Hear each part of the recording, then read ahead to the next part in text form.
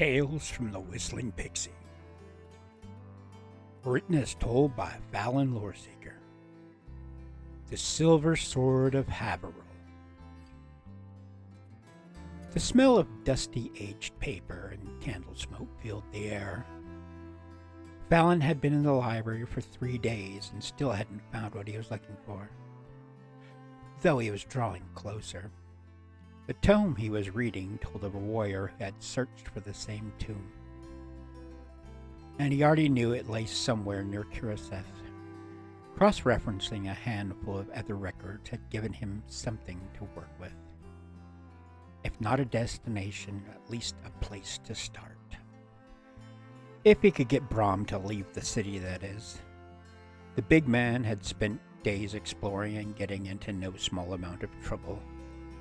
Being that large drew unwanted attention, though Brom had waved off Fallon's suggestion that he stay in the room. He said that he could handle it.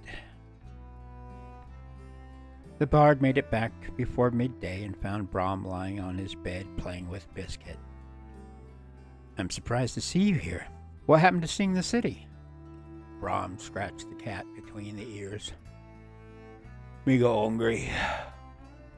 Came back to get something to eat," he said, not looking over at the half-elf.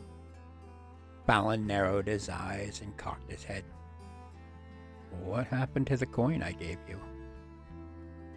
Brom's chin dropped to his chest. "Me lost it," he said meekly. "Lost? How?" Brom's face slumped even further. "Well, he met some kids playing a game with 3 cups, and they told me could get more coins if me played." He paused. "Me did, but me didn't." A slight smile came to the corners of Fallon's mouth. "Kids with cups, eh? And you lost all of it?" he asked in the least condescending tone he could manage.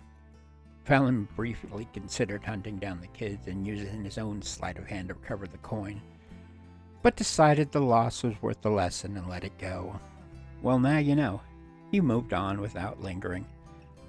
"Besides, I'm glad you're here. It saves me from hunting you down.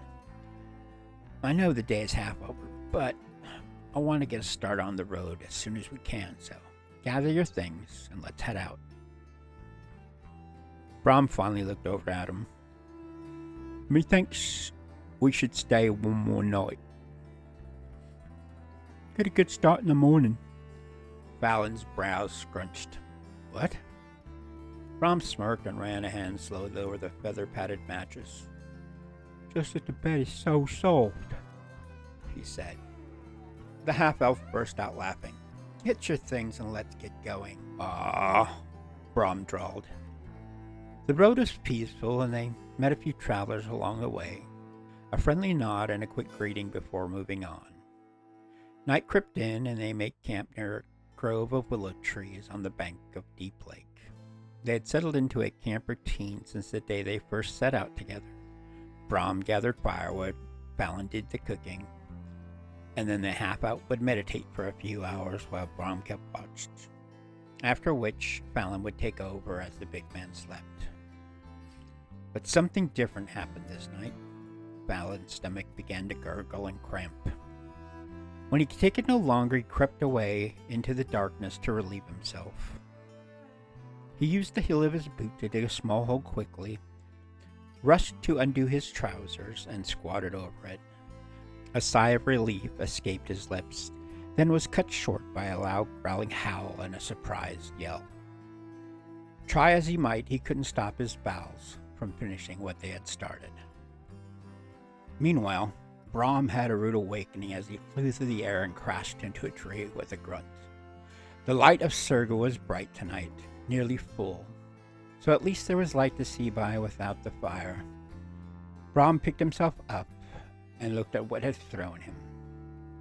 He didn't know what it was, only that it was bigger and taller than he was. Brom's eyes made a quick sweep of the camp. Fallon was nowhere to be seen. The fire had smoldered down to embers and his maul was sitting beside his bedroll, right next to the creature that had just thrown him. No way he was getting that, he thought. His eyes moved over the creature's tall form, its greasy dark skin and yellow eyes glistening in the moonlight. Then terror filled his heart, a sleepy meow followed by a hiss. He looked over to see Biscuit arching his back and taking a swat at the large beast. Brom's eyes glazed over with rage. He charged the creature with a roar. Biscuit! He leapt onto it, throwing wild blows before the beast hurled him to the ground. A muffled feline cry came from somewhere near his ear as his head hit something soft and warm. Biscuit sprang away into the darkness with an indignant yell.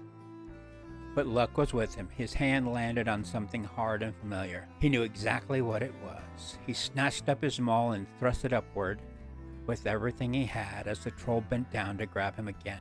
The blow knocked the beast back, and Brom rolled clear. He rolled toward the center of camp and felt something warm beneath him as he passed over the remains of the fire. Embers flared up around him, but before he could get to his feet, talon claws dug into his chest and stomach.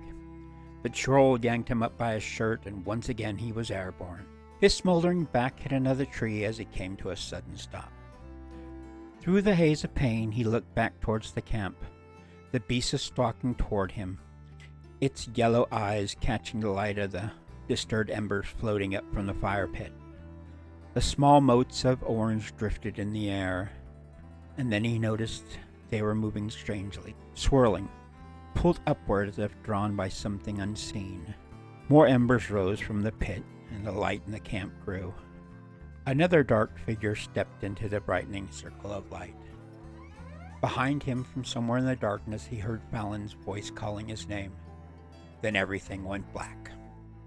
Fallon came rushing back into camp, trousers still being sorted, just in time to see the creature hurl Brom into a tree. He dropped to his knees beside his fallen friend, short sword in hand, ready to defend himself if the thing turned their way. But the troll's attention had shifted.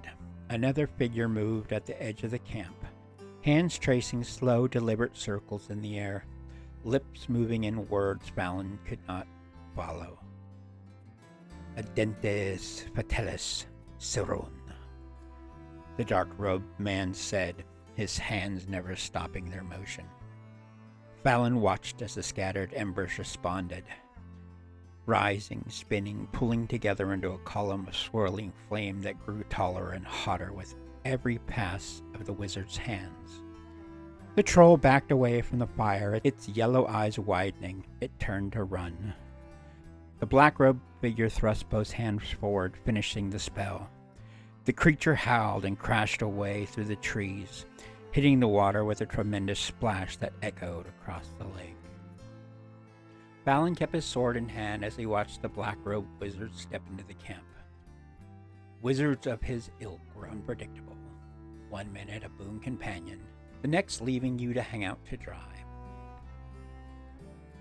Water trouble, the man said dryly, stroking his long dark beard.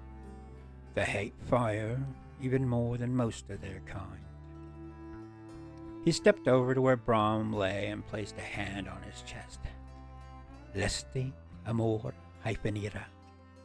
His hand took on a faint blue glow. Brom slowly opened his eyes and looked around.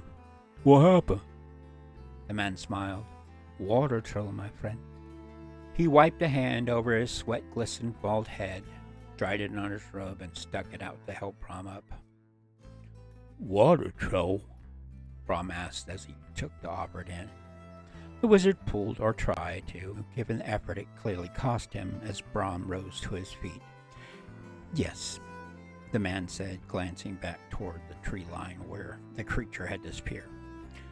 I wished it had not gotten away. I find the study of trolls fascinating. He turned back to the two of them, but be that as it may, you are safe now. Well, as safe as one can be traveling on the road. Fallon held out his hand to the man. Thank you for your assistance. Traveling the road is dangerous, especially when you travel alone. The wizard smiled a knowing smile. True, But few like to travel with me once they see the color of my robes, he said, returning the shake. Fallon nodded. Well, you came to our assistance, so the least we can do is share our camp for the night. Or what is left of it. He smiled and meant it. Aye, you saved me life, Brom added, reaching out his own hand. The least we can do is share fire and some breakfast. Maybe Brom, and that there be Fallon. The wizard shook Brom's hand and gave them both a nod of appreciation. That is most generous. I would greatly appreciate the company. He paused. My name is Zavala. Fallon put a hand on the black-robed wizard's shoulder and guided him into camp. Well then, Master Zavala, welcome. In the morning we can share our meager breakfast, get to know each other, and see where the road takes us. He glanced toward the lake with a slight smile. But first, I need to go down to the water and wash a few things.